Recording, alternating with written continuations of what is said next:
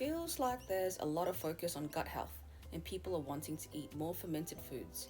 So in today's video, I'll show you how to make your own sauerkraut.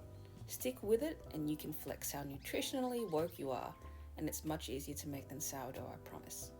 I love making my own kraut and kimchi because the homemade taste beats the pan-soft store-bought, and it's deceptively simple to make.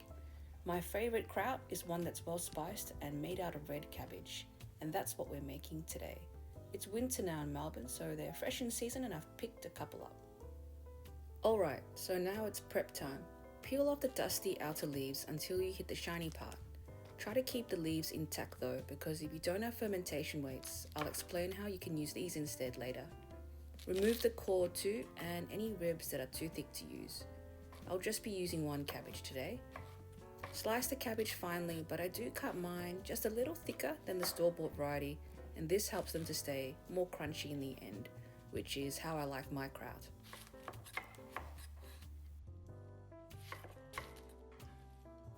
So now we've got a beautiful pile of sliced cabbage. Move it all into a pot that's big enough to fit it all in. The other essential ingredient is salt. I've found that 0.02 grams of salt per gram of cabbage works great. And it's massage time. This is not a time to be tender.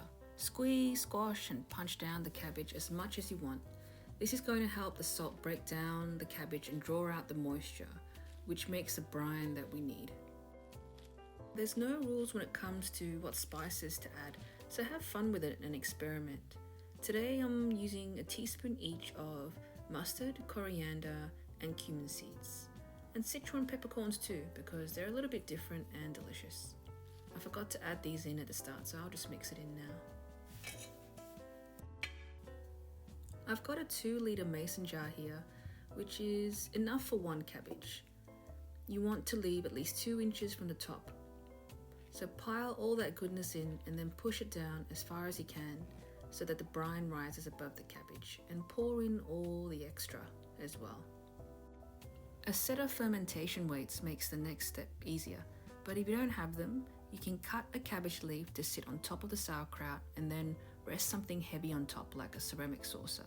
Whatever you're using though, push it down as far as you can so that the brine comes up to the top.